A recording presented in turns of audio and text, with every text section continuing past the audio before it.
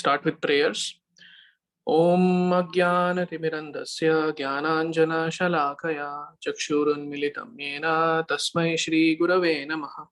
Shri Chaitanya Manobhishtam Sthapitam Yena Bhutale Swayam Rupa Kadamayam Dadati Swapadantikam. Nama Om Vishnupadaya Krishna Prishtaya Bhutale Shrimate Bhaktivedanta Swaminiti Namine.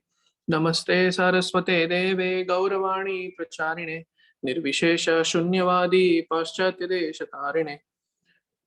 Vanchakalpatarubhyascha kripa sindhubhya eva cha patitanam pavanebhyo vaishnavebhyo namo namaha. Jai Shri Krishna Chaitanya Prabhu Nityananda Shri Advaita Gadadhara Shrivasadi Gaur Bhakta Vrinda. Hare Krishna Krishna Krishna Hare Hare Hare Rama Rama Rama Hare Hare. Mukam karoti vachalam pangum langhayate girim Yatkripa tamaham vande Shri Gurum Deenataranam. So Hare Krishna, good evening to you all, and good morning to some of you. Thank you for joining this, even though it's early in the morning there. And yeah, hopefully we will discuss something about the disappearance of Lord Krishna. So these are like when we say disappearance, it usually brings about sadness, it usually brings about separation, it usually brings about dejection, right? But then Krishna says in the Gita, Janma karma chame divyam evam yo vetti tatvatah tyaktva deham punarjanma naiti mameti so Arjuna. So what is the nature of Krishna's birth, janma, activities, karma? What is the nature? It's divyam. It's a divine, it's spiritual in nature, right? And evamyo vetti tatvata, one who understands these in truth, what happens to him? Tyaktva deham punarjanma naiti. So he or she doesn't get next birth. But then what happens? Mamiti so Arjuna. So that devotee goes back to Krishna. So then the disappearance of Krishna is also one of the activities of Krishna, which is divya, which is spiritual in nature. And it's nice to understand the disappearance of Krishna, to understand Krishna. And Prabhupada mentions about the appearance and disappearance of Krishna at many places. He gives the analogy of the sun. When the sun rises in one place and sets in that place, we know that the sun isn't really dead or isn't really disappeared, right? It's just there somewhere. So similarly, this example of sun is given to explain Krishna's pastimes. When Krishna's pastimes begin, when Krishna's pastimes are ending in one place, they have already begun in some other universe. And then this cycle goes on. So Krishna's pastimes are constantly happening in the world, in the universe. So it's not that, okay, Krishna is dead or anything like that. There are certain misconceptions about Krishna's death, which we will try to cover if time permits. And Prabhupada writes in one of the purports in Chaitanya Charitamrita, Madhya Leela, 23rd chapter, 117 and 18th verse.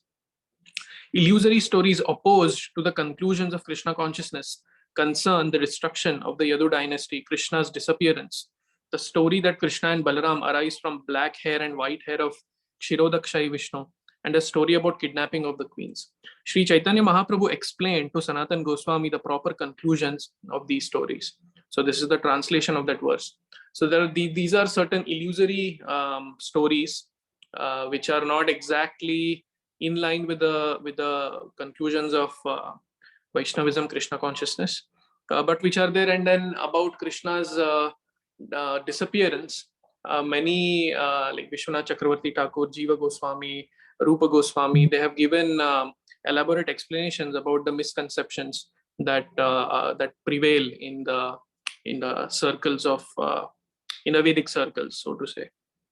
So that's a little bit of background about the disappearance of Krishna. So, and then I'll share a little bit at the end in my reflections how the disappearance of Krishna is not really in one way Krishna didn't leave us high and dry and just he went away. It's not like that. Krishna did give us something, and we'll see what that is. You all know. We'll just so the link to this chapter in one way is that in the previous chapter, the 13th chapter, Narad Muni, he actually he just indirectly refers to the disappearance of Krishna, wherein he says, in the 50th verse of the 13th chapter, he says, the Lord has already performed his duties to help the demigods, and he is awaiting the rest. You Pandavas may wait as long as the Lord is here on earth. Right? So the Lord has already performed his duties to the demigods. Paritranaya sadhunam vinashaya cha dushkritam. Dharma samsar pranarthaya sambhavami yuge yuge. He has done all these things. He has vanquished the miscreants. He has established dharma by putting Yudhishthir on the throne. And now his job is done. Okay. And then Narad Muni is saying that, and he's awaiting the rest. So he's kind of indicating that now it's time for Krishna to leave the world. And you Pandavas may wait as long as the Lord is here. So Narad Muni says, so here he's indirectly indicating that Krishna's disappearance is near. And then this 50th verse, I mean, this statement of Narad Muni is referred to by Yudhishthir Maharaj in this chapter twice. So that is the link between the last chapter and this chapter. So we'll start going verse by verse. I mean, it's mostly just bad omens that that Yudhishthir Maharaj observes, and then he's observing these omens, and then he's also worried that Arjuna has gone to Dwarka to meet Krishna and the Yadus, but he hasn't returned. It's been 7 months, and Yudhishthir Maharaj is wondering why hasn't he returned. Things like that, and then eventually we'll see Arjuna comes back from Dwarka when Yudhishthir Maharaj is wondering about these things. And then seeing Arjuna's dejection actually makes Yudhishthir Maharaj more, sad, even sadder. So that we'll see that. So the text one begins where Sutta Goswami says, Arjuna went to Dwarka to see Lord Krishna and other friends, and also to learn from the Lord of his next activities. And after 7 months, when Arjuna did not return, Maharaj Yudhishthir began to observe some inauspicious omens. So the inauspicious omens, of course, are summarized in Bhagavad Subodhini, and we can quickly, go through them. Something like inauspicious omens, some of them, a fearful change of time and irregularities in the seasons, right? So one of the things that so Krishna talks about living in harmony with the demigods. The king, a responsible king, is a powerful king, and he is responsible in the sense that he is in harmony with nature. And nature in this sense is the higher powers as well, which is the demigods in this case. So it is said that in Ramarajya, when Lord Ram was the king of the earth, that time rainfall during the monsoon seasons, rainfall used to be only at the night time. The daytime rainfall would not be there, so that people could do their things, whatever as per their varna and ashram during the day without any disturbance, and then night would be the rainfall. So that way the whole cycle was it was very regular and very nicely going on, no disruptions at all. But then now we see that there is just so much disruptions. Rain is quite random, at least we see that it is random, right? When we have Krishna house programs, and then there is rainfall, there is rain forecasted, then immediately Vishal Prabhu texts on the group, rain is forecasted, what should we do? And then we all chip in, and then we kind of think what to do, and then sometimes the forecast is true, sometimes it's not, irregularities, right? So the fact that Yudhishthir Maharaj is able to observe these irregularities, it kind of indicates that these were not there before. And when he started observing these, then he started feeling that, okay, there is something inauspicious that is going to happen. And then, people were becoming greedy, deceitful, adopting foul means of livelihood. This is very common today. And then dealings were filled with deception and friendship mixed with cheating, strain and quarreling amongst family members. All these signs Maharaj Yudhishthir was observing. And then he's expressing all this to Bhima, who is there with him. And then he says, I sent Arjuna to Dwarka to see our friends, and then in the 8th verse, he refers to what Narad Muni said in the previous chapter. He's trying to kind of wonder, has that time come that Narad Muni was talking about, when Lord Krishna is going to quit his earthly pastimes. I fear that that time is going to come, my dear brother, oh tiger amongst men, because Bhima was like a tiger, very strong. And then he's kind of thinking, because of Lord Krishna, we have attained so much. We have attained kingly opulence, wives, lives, family, citizens, victory over enemies, and future higher destinations. Right? Even this is even Kunti Maharani talks about such prayers where she uh, prays to Krishna about and she praises him, and she kind of thanks him for whatever protection he has given him, all those things. And then all these miseries, and then uh, certain bad omens Yudhishthira is experiencing within himself. The things like the left side of his body is quivering, heart palpitations due to fear. And then usually it is said that when the left side of a man quivers, it is something inauspicious, and when the right side of a woman quivers, it's inauspicious. So this is again, I remember something in Ramayana that this related to this quivering of the left and right side. And then jackals, animals, jackal howling at sunrise and vomiting fire, dog barking fearlessly at Maharaj Yudhishthir, and then cows are passing on my left, asses are circumambulating me. Yudhishthir Maharaj is saying, my horses are weeping, and then pigeons are everywhere. They are messengers of death, and shrieks of owls and their rival crows make my heart tremble. And then smoke in sky, mountains throbbing, cloudless thunder, and so on and so forth. So many things.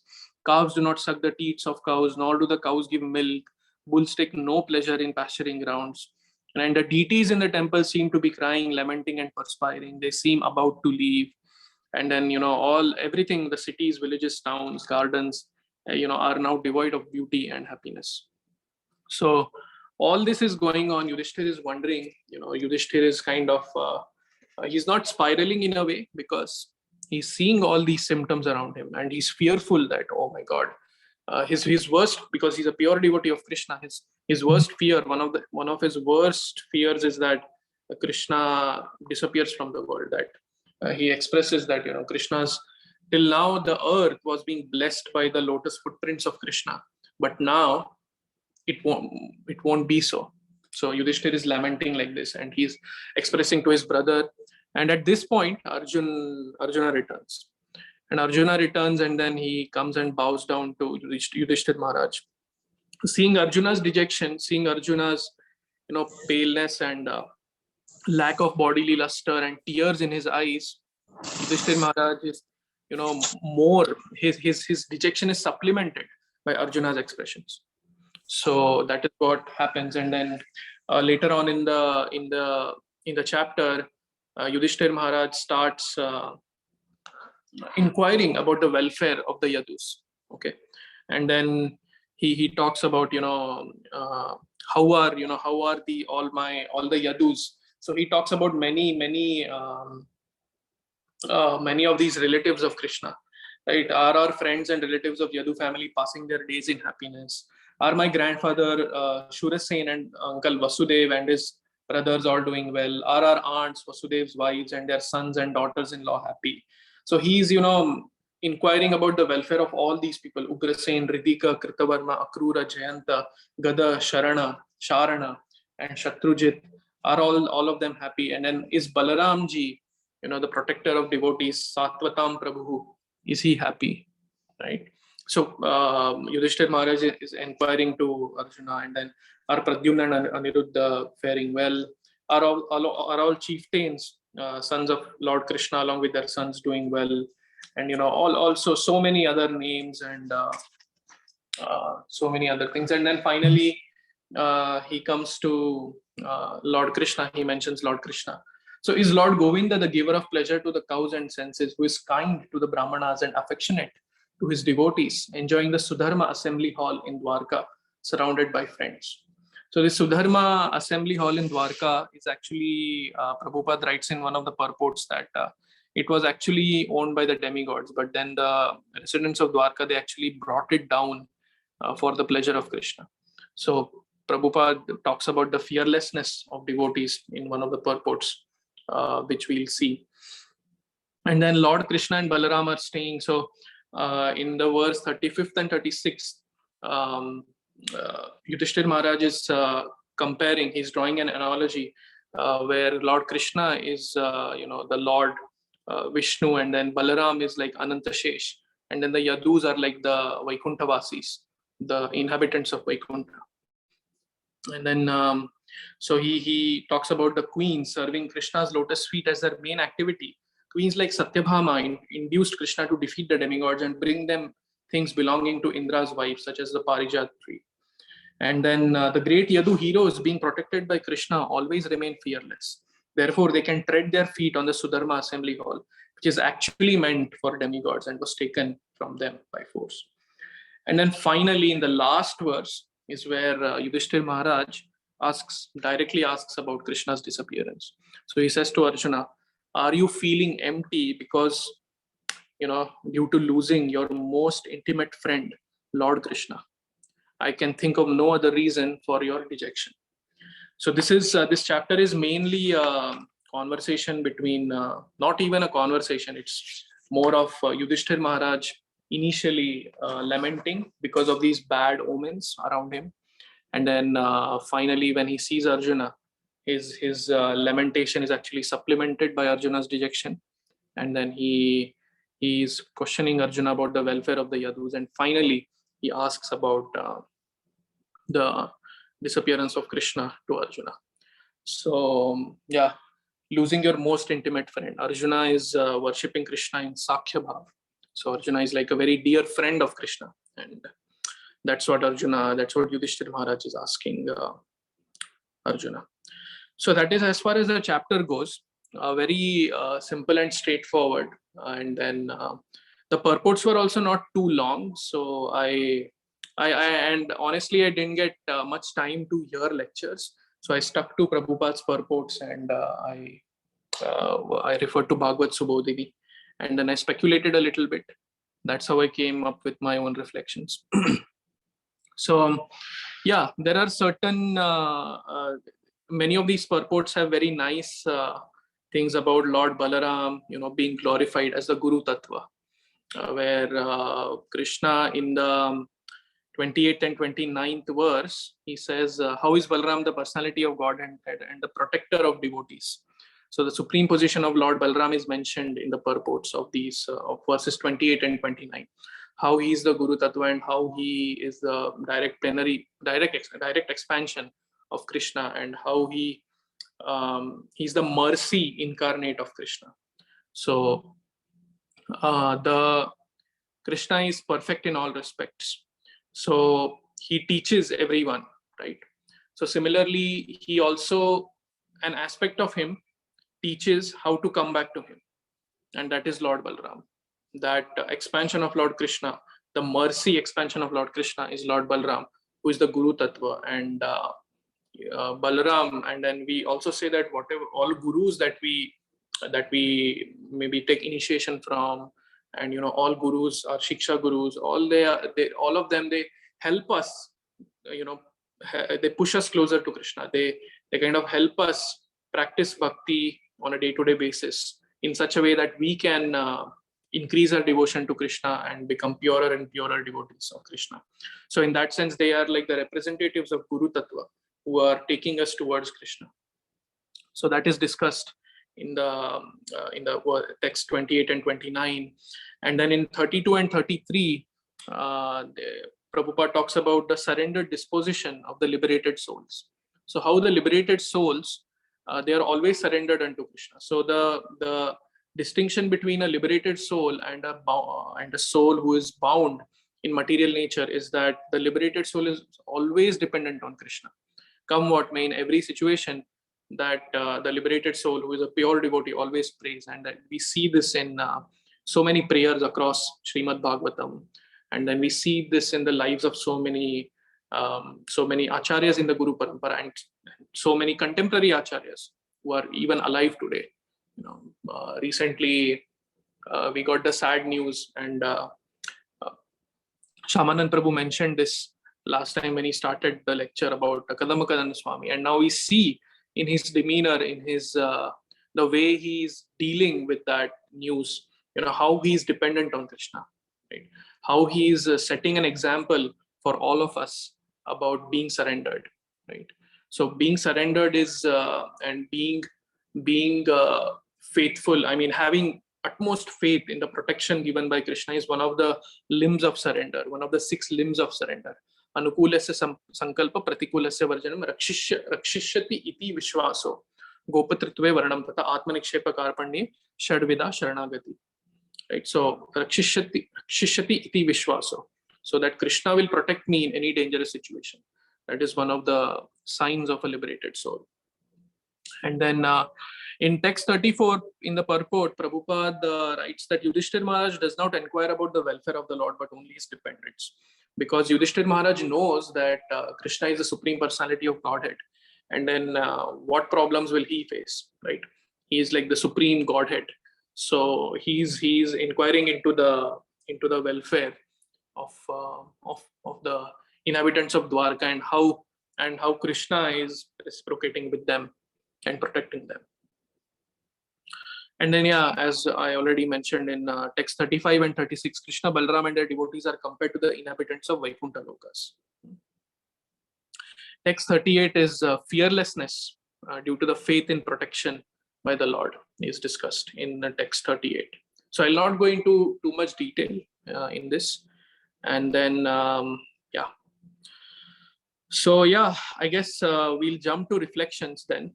That's pretty much what Prabhupada wrote in the purports, and what I could kind of gather as. So the interesting thing about Shastras is that every time you read them, you get more and newer lessons. So Shastras are not like a plain and boring book that a mundane book. So the more we read and the more insights we get.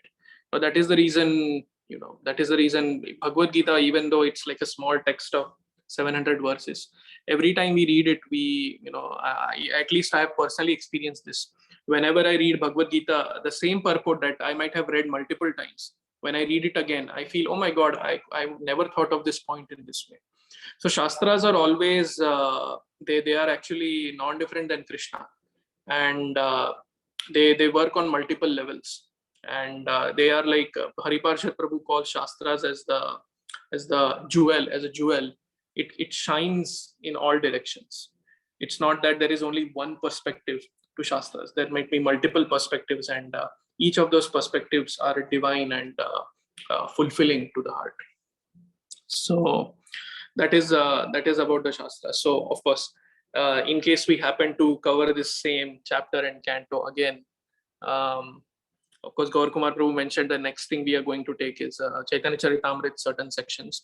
But in case we happen to do this, we might end up getting newer lessons, newer and newer gems out of the same chapter.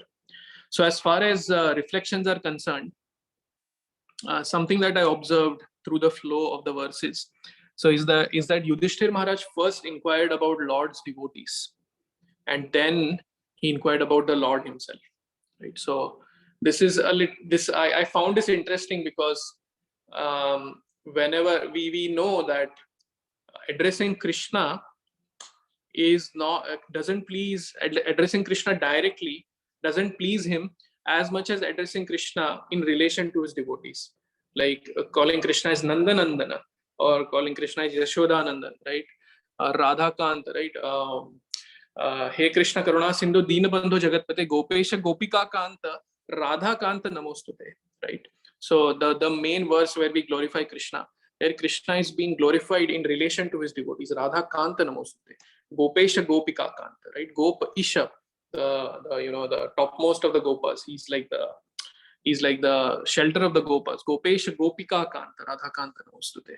So that way Krishna is it pleases him more when we mention his devotees, when we approach him through his devotees, right? In the Padma Puran, Lord Shiva says, Aradhananam sarvesham Vishnor Aradhanam param tasmat parataram devi tadiyanam samarchanam. Of all types of worship of Lord Vishnu is best. But better than the worship of Lord Vishnu is the worship of his pure devotee, the Vaishnava. And Krishna also in the Uddhav Gita talks about this worshipping his devotees, where so actually it's really interesting. In the, I think in the 12th chapter, Krishna talks about certain qualities which he considers as jnana or knowledge, which begin with amanitvam adambhitvam. Okay, amanitvam adambhitvam ahimsa kshantir arjavam acharya upasanam shaucham stairyam atma vinigraha, indriyartheshu vairagyam ahankara evacha janma mrityu jara vyadhi dukkha doshanudarshanam. Right, so Krishna talks about so many qualities. He lists, I think, 18 qualities. And then similarly in the Uddhav Gita, Krishna, when he's instructing Uddhava, he talks about a list of qualities. And one of the qualities, he, like the verse begins with Shraddhamrita Kathayam me Shashvat Madanu Kirtanam Parinishta cha Pujayam something something. And then one of the things he says is Madbhakta Puja Bhyadika. Okay, top, first class worship. That's how Prabhupada translates it. First class worship of my devotees, Mad Bhakta Puja Bhyadika. So Yudhishthir Maharaj is kind of following that. He's first inquiring about the devotees of Krishna, and then finally he's inquiring about Krishna himself. So something that I just gathered. Yeah, please forgive me if that is inaccurate or something. And then we saw about how liberated souls are surrendered to Krishna in all situations. And we see this in the song Bhajahure Mana Shri Nandanandana Abhaya Charanaravindare. So when we fix our mind on Nandanandana, Bhajahure Mana Shri Nandanandana Abhaya Charanaravindare, right, at the lotus feet of Krishna, we become Abhaya Charanaravindare. And a very beautiful song, I am sure all of you know. And then, as I mentioned, one of the 6 limbs of surrender is Rakshishyati iti Vishwaso. That when we are in danger, we have to, this I took from Chaitanya Charan Prabhu's, one of his answers, that when we are in danger, we have to have faith that Krishna will protect me. And having that faith is itself an act of surrender. Because although we may not know how Krishna will protect us, but we do not let anxiety, worry, resentment, or any of that negativity come in our heart. Just hold on to the faith that Krishna will protect me and go on with the understanding that Krishna is my maintainer, not just in the time of danger, but at all times. It is he who is running my body. So yeah, that's how when we worship Krishna, when we understand Krishna in truth, we slowly become fearless. Of course, I am not in that, I have so many fears, right? I have fear of silly things like losing my job if the market goes down. So many fears I have, right? Will everything work out well in my life and things like that. So of course I'm not at that state of fearlessness, but then how pure devotees see it, I think, and Prabhupada writes this, is that they see everything, all situations as mercy of Krishna. So even the situations that are apparently inducing fear, they also see those situations as Krishna's mercy. And that's how they remain fearless. Because they say, even like Prabhupada talks about death in one of his small books. I think it should be there in Bhagavad Gita as well. The tiger, when the tiger, it catches its prey, it catches the prey with its mouth. Okay. And then when the tiger also holds her cubs, she holds them with her mouth. But then in both of these cases, it's different. Although the tiger is holding both the people, both the her offspring and the prey through her mouth, but the cub knows that okay, he sees shelter in that holding of the tigress, but the prey is full of fear, right? So similarly, the pure devotees, they are not fearful because they think of Krishna as that bijamam sarva bhutanam. Okay, aham bija pradapita. Krishna is like the father of all living beings. So when they see death, they see it as a manifestation of Krishna, and then they know that this death is actually a manifestation of Krishna, and who is my loving Lord. So this might be good for me. This is the mercy of Krishna that is coming to me. Very, very, very high state of consciousness. And that's how they don't fear death, the pure devotees. And then the third one that I mentioned initially. So although Krishna did disappear, he didn't really disappear, because In the first chapter itself, we see Krishneshva Dhama Upagate, first or second, I don't remember. Krishneshva Dhama Upagate Dharma Jnanadibhi Sah Kalunashta Drishamesha Puranarko Dhunodita. So Krishna has now departed from this world. Krishneshva Dhama Upagate, he has gone to his own abode. Dharma Jnanadibhi Sah, and with him have gone Dharma Jnana Adi, etc. Kalaunashta Drishamesha, and then what is this? Puranarko Dhunutta. Srimad Bhagavatam is like that rising sun, that is non-different from Krishna. That will be the beacon, the foundation of dharma, jnana, etc. in Kali Yuga, when apparently all these things have been destroyed because of Krishna's departing this world. And not only that, we are very fortunate that just around 500 something years ago, Lord Chaitanya appeared, who is not different than Krishna. Krishna Varnam Tvisha Krishnam Sanga Sa Anga Upanga Astra Parshadam Yajji Sankirtana Prayar Yajantihi Somedasa. Right? So we have Lord Chaitanya's mercy, Yajantihi Yajji Sankirtana Prayar. He has given this to us. And he is not different from Krishna, and he appeared to deliver the most fallen, Brajendra Nandana Jai Sachisuta Hoilo Sai Balarama Hoilo Nitaye. And then what is that next line? Dina hina yata chilo harina me uddharilo tarasakshi jagai. Okay, the most fallen souls, so to say, were Jagai and Madhai during that time. And then to them as well, Lord Chaitanya gave his mercy. And then it's interesting because Lord Nityananda prayed to Lord Chaitanya. So the mercy of Guru has to be there always. Yasya prasadat bhagavad prasado, yasya aprasadat na gati kutopi. There is no gati to our spiritual life if the spiritual master doesn't bestow his mercy upon us. Na gati kutopi. Very, very strong. Na gati. Gati is translated as, momentum. So when we say that yasya aprasadat na gati kutopi, it means there is no momentum to our spiritual life unless we get the mercy of the spiritual master. So Lord Nityananda is again in one of the purports here where Prabhupada writes about the glory of Lord Balaram. He also mentions about Lord Nityananda, how Balaram manifested as Lord Nityananda in Chaitanya Leela, and then how he mercifully delivered Jagai and Madhai by praying to Lord Chaitanya to forgive them and to deliver them. Right? Adhama patita jive dware dware giya. So Adhama Patita Jeev, all these fallen souls, Nityananda Prabhu is going dware dware, door to door, and asking them to chant the holy names of Krishna.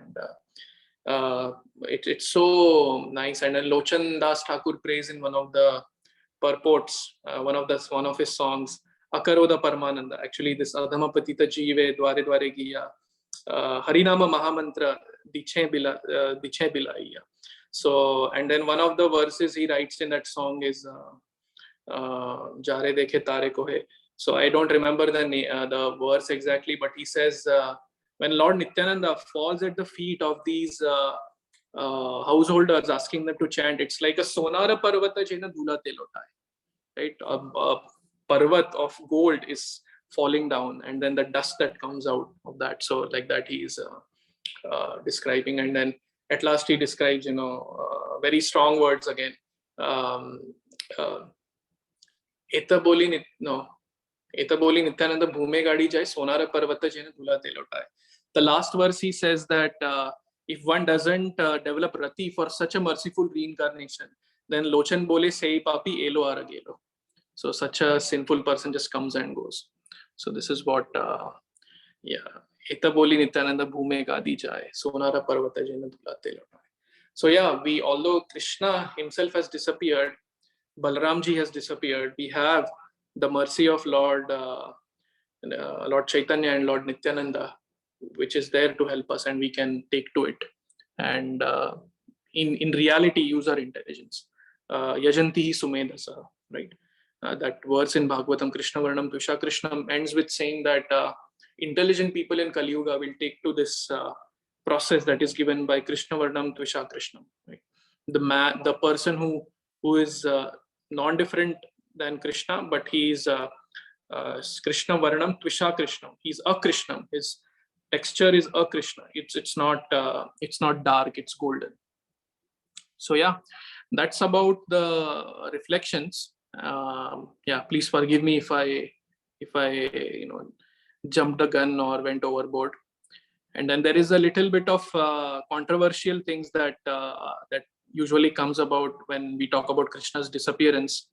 But then yeah, if anybody has a question regarding that, we'll cover it. Otherwise we'll let it be for now, and we can maybe cover it some other time.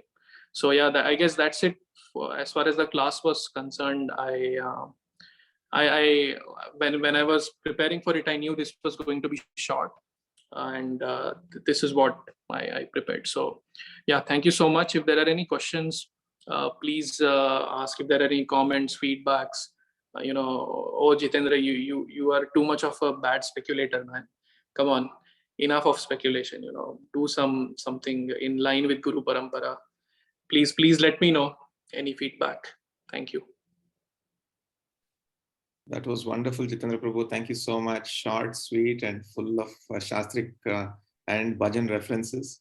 Very, very nice. I liked what you said about Vaishnavas, like Yudhishthira Maharaj asking about the welfare of the devotees first. Actually, in our entire Guru Parampara, the importance of Vaishnavas is repeatedly mentioned. Like even Narottam Das Thakur, he mentions Haristane Aparade, Tare Harinam, Tomastane Aparade, Nahi Paritram. So you mentioned about worshipping Vaishnavas, but also committing offenses towards Vaishnavas is also mentioned a lot. So if we commit an offense towards the Lord, Haristane Aparade, Tare Harinam, the holy names are there. But if you commit an offense towards Vaishnavas, Nahi Paritran, there is no atonement to committing offense towards Vaishnavas. And then the next verse also is very sweet. Tumara Hridaya Sada Govinda Vishram, Govinda Kohena Mora, Vaishnava Paran. So he says, so Tumara Hridaya Sada. So in the heart of the Vaishnava is Govinda Vishram. Lord Govinda is there. And Govinda is saying that in my heart is the Vaishnavas. So it's such a wonderful, sweet reciprocation between the Lord and the Vaishnavas. So in one sense, in this world, we can experience the Lord's mercy and love and care through the Vaishnavas. So thank you for mentioning that. If anybody else has any questions, comments, please feel free to ask.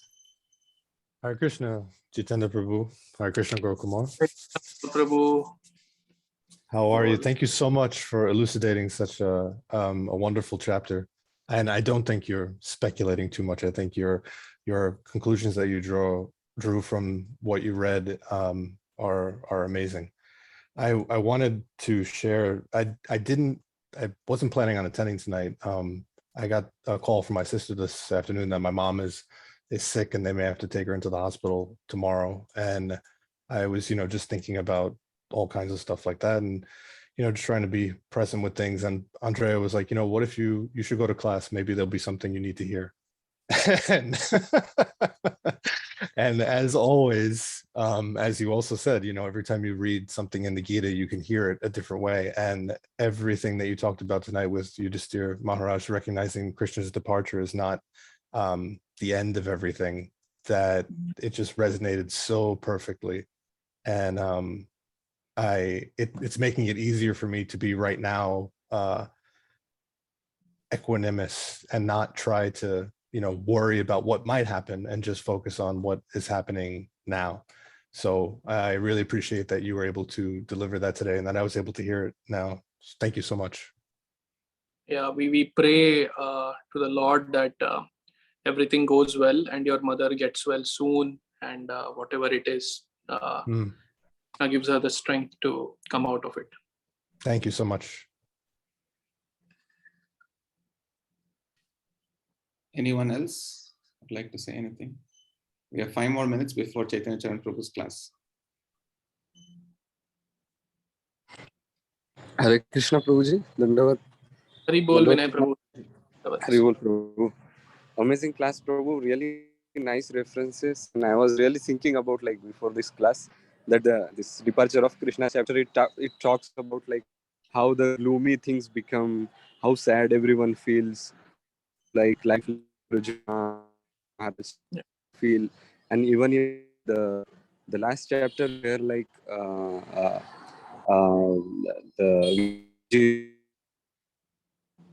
and Dhritarashtra, there he avoids talking about departure of, even though he knows, because he thinks that they will be really sad and he don't tell him at this time. I was thinking like what Prabhu is gonna share, because there is like, it looks like it's very sad chapter, but you gave the another perspective and like about connect to Krishna. Yeah. Beautiful references. So thank you so much, Prabhu. I really loved it. Thank you. Thank you, Vinay Prabhu. Hare Krishna, Prabhu. Hare Krishna, Mataji. I just had a short reflection. I was thinking about how you were saying there was a clear difference of, the environment when Krishna's departure was coming near, like the season, became disturbing, and, all these things that didn't used to happen started happening. So I was thinking, ever since then, it's just been downhill, like up until now, every day, it's kind of like it keeps getting worse. So it's just a reminder that, the ramifications of Krishna leaving, we're still experiencing them today. So it's just a reminder. Yeah, it's just a reminder that we don't belong here. This is not normal for us to experience. And there's better. The people at that time, they clearly saw the difference between, the good times and the bad times. And we've only seen bad times in this body. So but because of Shastra, we have reference to the good, to the good in the spiritual world. So that's where we belong. Absolutely. Beautiful, Mataji. Beautiful reflection. Hare Krishna, Jitendra Prabhu. Such a amazingly enlightening class. I really enjoyed it. And in fact, your references to your bhajans, I have to get a list of those bhajans, because one or two of them I've heard before and I've always wanted to hear them again. So that was nice. And then the other point that really stuck with me and I kept thinking about it was how Yudhishthira Maharaj first inquired about the devotees and only after that inquired about Krishna. And somehow that point, kept ringing in my head quite some time. Thank you so much. Pure devotees never directly. In fact, it's the Kanishta Adhikari who actually just cares about Krishna and doesn't care about Vaishnavas. As soon as one graduates, so to say, to the Madhyama Adhikari level, he will try to, and it's a very subtle thing, of course. I'm saying that, Krishna's devotees, but how much am I really implementing that in my life, right? If I get an opportunity to serve a devotee, am I really taking that opportunity, or am I complaining, oh, how much more time I have to do this, this is getting really uncomfortable for me, my comfort zone is being hampered and things like that. So yeah, definitely it's always in relation with the devotees, that pure devotees worship Krishna. Thank you so much. So just one thing for all of you, your relatives or friends, they might, they might question Krishna's divinity by saying that, Krishna left a material body when he disappeared. So I don't want to bring up this controversy myself, but I think it's important for us to understand this. And I will post a lecture, an answer by Chaitanya Charan Prabhu about this. And our Gaudiya Acharyas have very elaborately proven, how Krishna's divinity isn't gone, even though he may have left a material body, right, in the world. So it has been properly proven, and Chaitanya Charan Prabhu summarizes it in a very, very nice way. So that was in my notes, but I didn't want to bring it up. But then we need to have that conviction, because somebody might tell us, what Krishna you're worshipping, he left a material body. Tum bolte ho soul body. You say that you are the soul and you have a body. Krishna is also, he has left a material body. Then what is the difference between you and Krishna, right? Krishna is an ordinary person, some intelligent guy who was very political and things like that. So somebody might object like that. So just in order to develop our faith, I'll post that in the Life of Devotion group, and you all can go through that. Yeah. Lekha Mataji. That's all. Sorry. Lekha Mataji has a comment. Oh, yes. Yes, Mataji. Hare Krishna, Prabhu. Very, very informative class as usual. I think like my biggest takeaways for today's class was like the love that Krishna has for Vaishnavas, and I think it also dovetails to the point of like making Vaishnava aparad, which is like a major impediment in one's like spiritual progress. But then it's also like a very common like black hole that that like lot of us like can easily get into. So I think it's very and Vaishnavi Maharaj also keeps always stressing about that. So I was just like thinking about that. And the second point was how you said about, it's the highest consciousness to understand that whatever Krishna gives you, even if it's any kind, like whatever degree of misery that he puts you, you have to just understand that it's his mercy, and then keep that faith going and never let any negativity like come into you, and just keep going forward. I think that's a really, really strong point. And this kind of comes back to the conversation that we had a couple of days ago about Krishna's involvement and him being aloof or interested in one's life. So thank you for that reminder. Thank you very much for the class. Thank you so much. Yeah, Haribol. So thank you so much, Jitendra Prabhu. I just want to mention one small thing that he did this morning in terms of selfless service attitude. He's always a personification of selfless service attitude. So today morning, he had to go to the airport to pick up some medicines for Chaitanya Charan Prabhu. And then he waited in the airport for 2 hours. And then apparently the devotee was supposed to get medicines, went to Manhattan through some other exit. And even after waiting for 2 hours, Jitendra Prabhu drove all the way to Manhattan. And this was in Newark Airport. So he drove from Newark Airport all the way to Manhattan, picked up the medicine, shipped it to Chaitanya Charan Prabhu. And all this so selflessly without a single complaint. So that shows, Prabhu, that how you have been serving in the mood of the servant of the servant of the servant. And this attitude is so important because in one sense, if you serve the Lord directly, or if you serve the Lord's pure devotee directly, you'll get some benefit. But if you have that same mood in serving the servant of the servant of the servant, then Krishna observes that and showers more mercy on you. The farther you are in the chain and in the right consciousness, if you serve that person just above you, then you'll get more mercy because Krishna sees that you're doing it in the right consciousness. So thank you so much, Prabhu. Thank you so much. Hari Bol, Hare Krishna. So vancha kalpatarubhyasya kripa sindhubhyo cha patitanam pavanebhyo vaishnavebhyo namo namaha. Ananta Koti Vaishnavinda ki jai, Srila Prabhupada ki jai. His Grace Jitendra Prabhu ki jai. Hari Bol. Bye. Yeah.